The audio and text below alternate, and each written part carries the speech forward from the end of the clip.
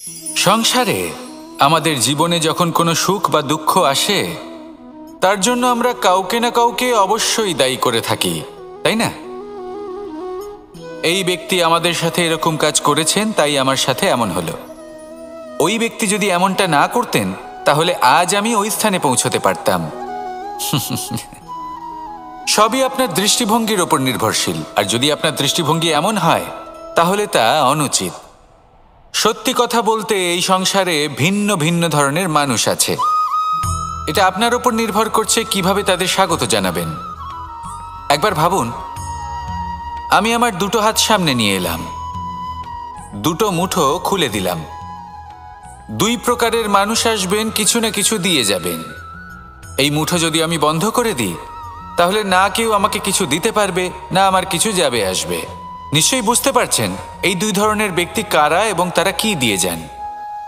আমি যদি নিজের মুঠো খুলে দিই, তাহলে কিছু ভালো মানুষ আসবেন, আমাকে আনন্দ, সন্তুষ্টি, জ্ঞান প্রদান করে যাবেন, ভালো অভিজ্ঞতা দিয়ে যাবেন। কোনো খারাপ ব্যক্তি যদি আসেন, তাহলে তিনিও খারাপ অভিজ্ঞতা দেবেন, যার থেকে আমি শিক্ষা লাভ করব। এই সব কিছু আমি লাভ করতে পারি। মুঠো যদি বন্ধ করে রাখি, তাহলে আমি কিছুই পাবো না। দেখুন, এই সংসারে প্রত্যেকের জীবনে এইরকম। প্রত্যেকের জীবনে সবকিছুই আছে, ভালো খারাপ দুই মানুষই আছে। ভালো অভিজ্ঞতা আছে, খারাপ অভিজ্ঞতা আছে। নির্ভর করছে আপনার ওপর যে আপনি কি করবেন। এনাদের স্বাগত কিভাবে জানাবেন, কার থেকে কি বুঝবেন, কি শিখতে পারবেন, আর কোন দৃষ্টিভঙ্গি নিয়ে অগ্রসর হবেন। এটাই নির্ধারণ করবে যে আপনার জীবন কেমন হবে। আসুন আমার সাথে ভালোবেসে বলুন, রাধা রাধা। জীবনে যখন কোনো ব্যক্তি নিজের লক্ষ্য প্রাপ্তির জন্য নিরন্তর পরিশ্রম করতে থাকেন, চেষ্টা করতে থাকেন, তখন তিনি কষ্ট অনুভব করেন। কখনো শারীরিক কষ্ট, কখনো মানসিক কষ্ট। এবার উনি এটা ভাবতে থাকেন যে আমি কি উচিত করছি নাকি অনুচিত করছি। কারণ অন্যদিকে এমন একজন ব্যক্তিও আছেন যিনি একদমই পরিশ্রম, চেষ্টা করছেন না। তিনি মদিরা পান করেন, বিলাসিতায় জীবন কাটান, অলস প্রকৃতির হয়ে ওঠেন, নিদ্রাতে বিলীন হয়ে থাকেন আর ভাবেন যে তিনি সুখ লাভ করছেন। কিন্তু এরকম কেন হয়? কারণ যখন আমরা সৎ পথে থাকি, উচিত পথে চলি, লক্ষ্য প্রাপ্ত করার জন্য চেষ্টা করতে থাকি, তখন আমাদের ভেতরে থাকা নেতিবাচক শক্তি এবং পাপ এই দেহকে ত্যাগ করে দেয়। আর এই অনুভূতিটাই আমাদের দুঃখের অনুভূতি দেয়, কষ্ট দেয়। এবার সেখানে যদি আমরা কুপথে চলি, অনুচিত পথে চলতে থাকি, তাহলে আমাদের ভেতরে থাকা পুণ্য এবং ধনাত্মক শক্তি আমাদের দেহ ত্যাগ করে দেয়। আর এই অনুভূতির কারণেই আমরা সুখ অনুভব করি। কিন্তু কখনো ভাববেন যে এই সুখ বেশি সময় পর্যন্ত থাকে না। সেই জন্য সবসময় মনে রাখবেন, যদি আপনি জানেন যে এটাই আপনার লক্ষ্য, এটাই উচিত পথ, শুভ পথ, তাতে নিরন্তরভাবে এগিয়ে যেতে চেষ্টা করতে থাকুন। এই কষ্ট আপনাকে সুখের পরাকাষ্ঠায় কখন পৌঁছে দেবে তা আপনি জানতেই পারবেন না। আসুন আমার সাথে ভালোবেসে বলুন, রাধা রাধা। প্রত্যেক মানুষ নিজের জীবনে হীরক তথা হীরে এবং দর্পণ এই দুই দেখেছেন। এই দুই হলো সাদা এবং এরা দুজনেই আলোর প্রতিফলন ঘটায় এবং এরা দুজনেই উজ্জ্বল হয়ে ওঠে। আপনি হয়তো মনে মনে ভাবছেন যে এটা কি ধরনের তুলনা করছি। একটা হীরে তো রত্ন, তার মূল্য দর্পণের থেকে অনেক গুণ বেশি।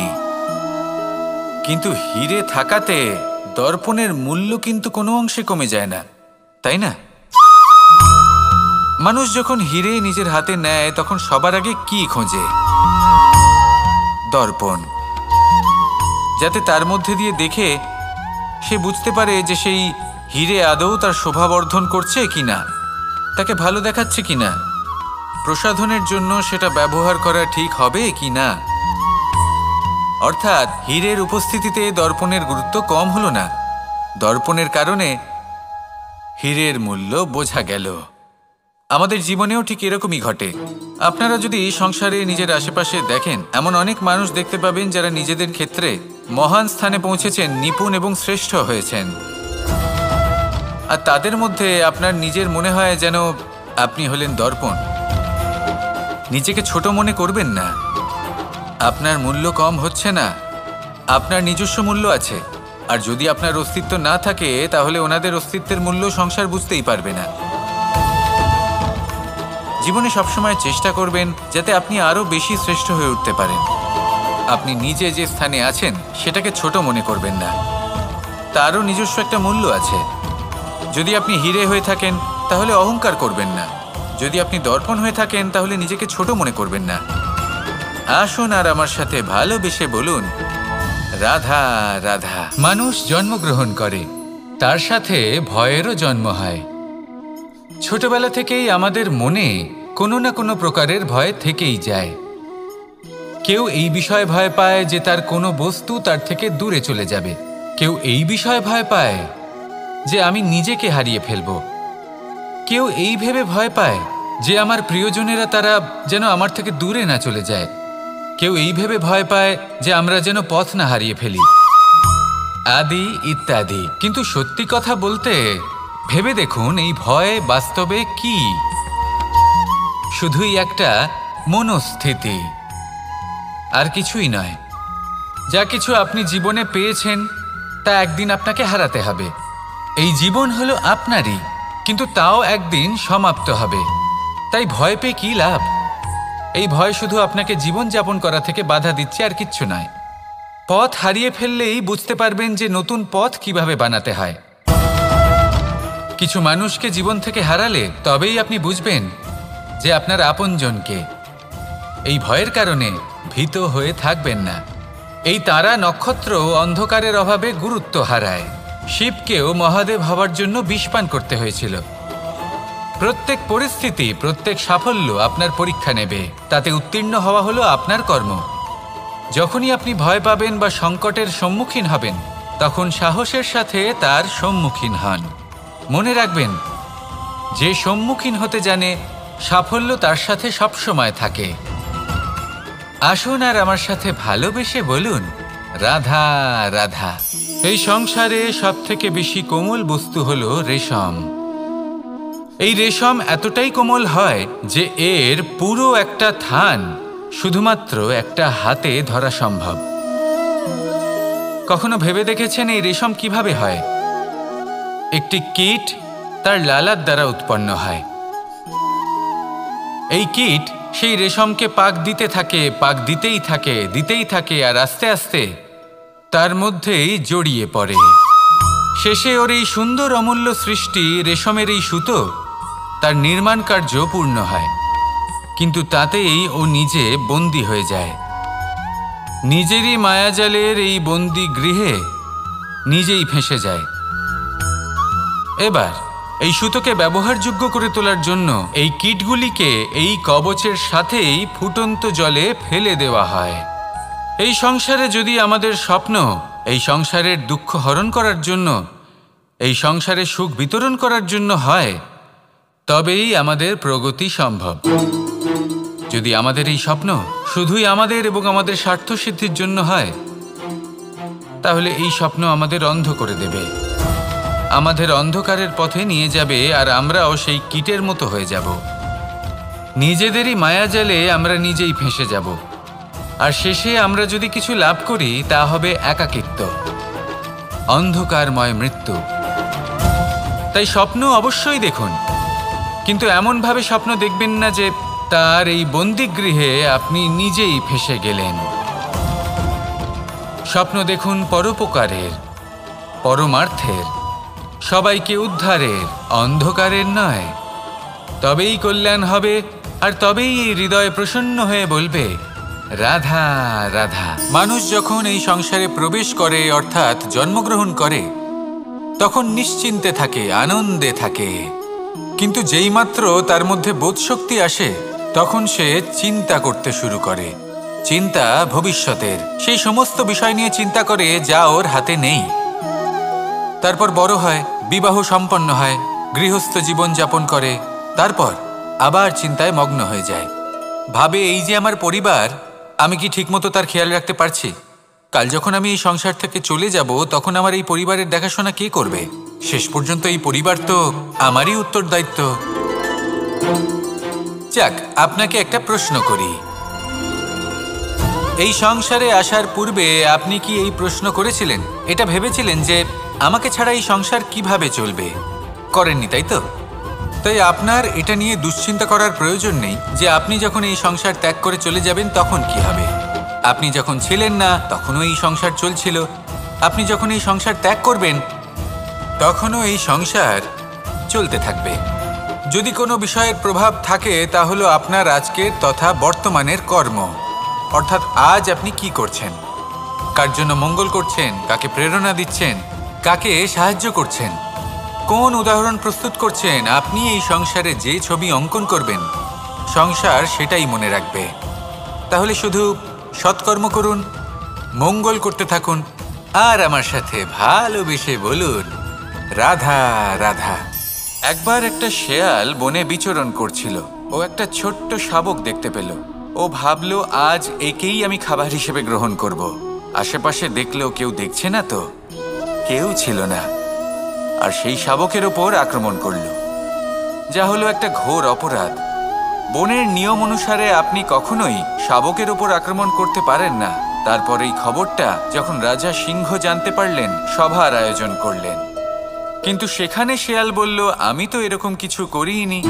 কিন্তু যদি আপনি এরকম বলেন, কোনো প্রমাণ দিন, এর কোনো সাক্ষী আছে? তখন রাজা সিংহ পেঁচাকে ডেকে পাঠালেন, যে সেই মুহূর্তে বৃক্ষের শাখার ওপর বসেছিল, সে সব কিছু দেখেছিল।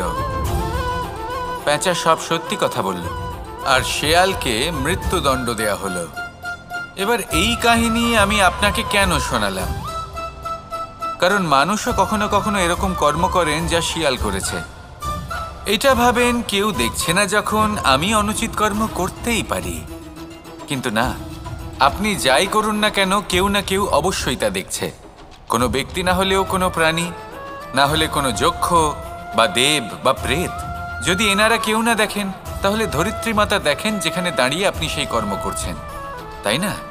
তাই একটা কথা সবসময় মনে রাখবেন, কে দেখছেন কে দেখছেন না সেই বিষয়ে ভাবা ছেড়ে দিন। এটা খুব সহজ কথা। আপনি যদি উচিত কর্ম করেন, উচিত ফল পাবেন। যদি অনুচিত কর্ম করেন, তাহলে আপনি অনুচিত ফল অবশ্যই পাবেন। সেই জন্য উচিত পথে চলতে থাকুন, উচিত কর্ম করতে থাকুন, আর আমার সাথে ভালোবেসে বলুন রাধা রাধা। সুখ, দুঃখ এবং শক্তি, এই তিন হলো এই সংসারের ত্রিদেবের মতো। আমাদের জীবনে যা কিছু ঘটছে এই তিনটির ভিত্তির উপরেই হচ্ছে। আসলে এই সংসারের একটা নিয়ম আছে, যখনই আপনি কিছু লাভ করেন, এই সংসার আপনার পরীক্ষা নেয়। এটা জানার জন্য আপনার পরীক্ষা নেয় যে আপনি যা কিছুই লাভ করেছেন, আপনি কি আদৌ সেটার যোগ্য কি না। ঠিক সেইভাবেই এই সুখ, দুঃখ এবং শক্তি আপনার পরীক্ষা নিয়ে থাকে। যখন সুখ আসে, তখন সে আপনার পরীক্ষা নেয় যে আপনার মধ্যে অহংবোধ জাগ্রত হয়নি তো। যদি অহংবোধ চলে আসে, তাহলে সুখ সেখানেই সঙ্গ ত্যাগ করে। দুঃখ আপনার ধৈর্যের পরীক্ষা নিতে থাকে, আর যদি আপনার মধ্যে ধৈর্য না থাকে, তাহলে এটা আপনাকে আরো বেশি দুঃখের গভীর অন্ধকারে ঠেলে দেবে। সেখানে শক্তি পরীক্ষা নেয় আপনার বিনম্রতার। যদি আপনি বিনম্র না হন, তাহলে হয় এই শক্তি আপনার সঙ্গ ত্যাগ করবে, নয় এই শক্তি বিনম্রতার অভাবে আপনার পতনের কারণ হতে পারে। এই সংসারে যে কোনো ব্যক্তি যিনি এই পরীক্ষায় উত্তীর্ণ হয়ে থাকেন, এই জীবনে তিনি সাফল্য লাভ করেন।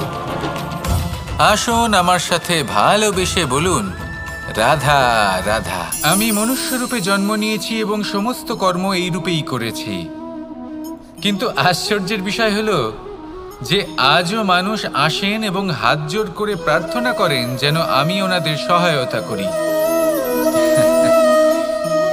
আপনাদের একটা কথা বলতে চাই, আমি সকলকে সাহায্য করতে পারবো না, কিন্তু আমি শিক্ষা অবশ্যই দিতে পারবো, জ্ঞান প্রদান করতে পারবো। এমন কিছু জ্ঞান যার ভিত্তিতে মানুষ যা চাইবেন তাই লাভ করতে পারবেন, যদি সঠিক কর্ম করতে থাকেন। যখন কংসের অসুররা গোকুলে ধ্বংসলীলা চালাচ্ছিলেন তখন আমি কারোর থেকে সাহায্য চাইনি। আমি দাঁড়িয়েছিলাম এবং আমি তার বিরোধিতা করেছিলাম। সবাই বলেন যে আমি ছোট্ট একটা আঙুলে গোবর্ধন পর্বত তুলেছিলাম, কিন্তু আমি কি ওখানে একা ছিলাম? কখনোই নয়। আমার সাথে অসংখ্য গোকুলবাসী, অসংখ্য বর্ষণাবাসী ছিলেন, নিজের হাতে একটা লাঠি নিয়ে। ওনাদের মনোবল, ওনাদের আশীর্বাদ আমার সাথে ছিল। মহাভারতে আমি শুধুই শিক্ষক ছিলাম, আমি শুধুই শিক্ষা দিয়েছি। লক্ষ্য সাধন করেছে অর্জুনই, যুদ্ধ করেছে অর্জুনই এবং জয়ীও হয়েছে অর্জুনই। আমি শুধুই শিক্ষা দিতে পারি। অবশেষে আপনাকে শুধু এটুকুই বুঝতে হবে যে ঈশ্বর সবকিছু করতে পারেন না, করতে হবে আপনাকে। ঈশ্বর আপনাকে আশীর্বাদ করতে পারেন যে কাজ আপনি মন থেকে করবেন সেটা অবশ্যই পূরণ হবে। সেই জন্য নিজের লক্ষ্যের পথে এগোতে থাকুন। চেতনা, বিবেক এবং পরিশ্রমের দ্বারা আপনার যা যা স্বপ্ন আছে, যা লক্ষ্য আছে, আপনি অবশ্যই লাভ করবেন। আর এই মন সুপ্রসন্ন হয়ে বলবে, রাধা রাধা। ভোজন। এই সংসারে যেই হোক না কেন, কোনো মানুষ হোক, কোনো প্রাণী হোক, কোনো কীট হোক বা কোনো বনস্পতি হোক, প্রত্যেকের জন্য ভোজন অতি আবশ্যক। কারণ ভোজন থেকেই শক্তি পাওয়া যায়, আর সেই শক্তি দিয়েই সংসারের, আমাদের জীবনের সমস্ত কার্য করা যায়। এবার এমন এক ধরনের শক্তি হয় যা শীতের ঋতুতে সূর্য থেকে আমরা পেয়ে থাকি, আর আরেক ধরনের উত্তাপ হয় যা দিয়ে ভোজন রান্না করা হয়, সুস্বাদু নানান ধরনের ভোজন। এবার অত্যন্ত গুরুত্বপূর্ণ হলো যে ব্যক্তি সেই ভোজন বানাচ্ছেন তার মানসিক পরিস্থিতি এবং সেই ব্যক্তি যিনি ভোজন গ্রহণ করছেন তার মানসিক অবস্থা। যখনই আপনি ভোজন বানাচ্ছেন তখন ভালোবাসার সাথে কাজটা করুন, ধন্যাত্মক ভাব নিয়ে, সৎ ভাবনার সাথে। কারণ আপনার এই মানসিক স্থিতি শক্তির আকারে সেই খাদ্যের সাথে মিলেমিশে যায়। আর যখনই আপনি ভোজন গ্রহণ করছেন তখন সদ্ভাবনার সাথে, প্রসন্নতার সাথে গ্রহণ করুন, ধন্যাত্মক ভাব নিয়ে। যদি আপনি প্রসন্নতার সাথে রান্না করেন, প্রসন্নতার সাথে খাদ্য গ্রহণ করেন, তাহলে আপনি প্রসন্নই থাকবেন। আর মন সুপ্রসন্ন হয়েই বলবে, রাধা রাধা। দীপাবলি আমাদের সবথেকে বড় উৎসব। শ্রীরাম রাবণকে পরাস্ত করে 14 বছরের বনবাস কাটিয়ে আবার অযোধ্যায় ফিরে এলেন অমাবস্যার রাত্রে। অযোধ্যায় সবাই খুব প্রসন্ন ছিলেন, খুবই উৎসাহিত ছিলেন। অযোধ্যায় সহস্র প্রদীপ প্রজ্বলিত করা হয়েছিল এই উৎসবে। একে আমরা দীপাবলি বলে থাকি। এবার এই বিষয়ে আমরা সকলে জানি। আপনি কি এটা জানেন যে শ্রীরাম বাস্তবে অমাবস্যার এক রাত আগেই অযোধ্যায় পৌঁছে গেছিলেন? সবার সামনে অমাবস্যার রাতে এসেছিলেন। এর কারণ কি? শ্রীরাম প্রমাণ করতে চেয়েছিলেন যে যে কোনো সময়, দিন হোক বা রাত, শুভ বা অশুভ হয় না। শুভ অশুভ কিছু থাকলে তা হলো মানুষের চিন্তা, তার ভাবনা, তার নির্বাচন আর তার কর্ম। নিজেই দেখে নিন, শ্রীরাম শুভ কাজ করে ফিরেছিলেন এবং অমাবস্যার মতো গভীর এক রাত্রিকেও দীপাবলিতে পরিবর্তিত করেছিলেন। এমনটাই যদি আমরা করতে পারি, তাহলে এমন কোনো গৃহে যান যেখানে অসহায় ব্যক্তি রয়েছেন, যা অন্ধকারাচ্ছন্ন, আর সেখানে প্রকাশ প্রজ্বলিত করুন। প্রকাশ সহায়তার, প্রেরণার, আশার। যদি এমন কিছু আমরা করতে পারি তাহলে তাকে প্রকৃত অর্থে দীপাবলি বলা যেতে পারে। তাহলে নিজের পরিবারের সাথে দীপাবলি পালন করুন। আপনাদের শুভেচ্ছা জানাই। আসুন আর আমার সাথে ভালোবেসে বলুন, রাধা রাধা। এই শুকনো পাতাটিকে দেখুন, নিষ্প্রাণ হয়ে পড়েছে। কোনো একটা সময় এই পাতাটি একটা গাছের ডালে ছিল। সেই গাছ ওর লালন পালন করত। যখন যখন বাতাস বইত, এই পাতায় কম্পন দেখা দিত, মনকে প্রফুল্ল করে তুলত। কোনো একদিন এই পাতা গাছের ডাল থেকে ঝরে পড়ে গেল। নিঃসন্দেহে ও নিজের স্বাধীনতা পেল, কিন্তু আস্তে আস্তে শুকিয়ে গেল, নিষ্প্রাণ হয়ে গেল। দেখুন, আমি এই কথা বলছি না যে স্বাধীনতা অনুচিত, কখনোই না। কিন্তু যে কোনো পরিস্থিতিতে স্বাধীন হতে চাওয়া এটা নিশ্চিতরূপে অনুচিত। আমরা যদি আমাদের জীবনে পরিবারের গুরুত্ব ভেবে দেখি, তাহলে এই পরিবারে যতই মতভেদ থাকুক না কেন, যতই মনোমালিন্য থাকুক না কেন, যতই বিবাদ থাকুক না কেন, এই সব মিটিয়ে নেওয়া অত্যন্ত প্রয়োজনীয়। সেই সব কিছু সমাপ্ত করা অত্যন্ত প্রয়োজনীয়। কখনো এই পরিবারকে ভাঙতে দেবেন না, কখনো এই পরিবার থেকে দূরে চলে যাবেন না। এই পরিবার হলো আমাদের জীবনের একটা অমূল্য সম্পদ, অমূল্য এক আশ্রয়, যা এই সংসারে হয়তো কোথাও আপনি পাবেন না। তাই একে আগলে রাখুন। ভেবে নিন আপনি পাতা আর আপনার পরিবার সেই গাছ। আসুন আমার সাথে ভালোবেসে বলুন, রাধা রাধা।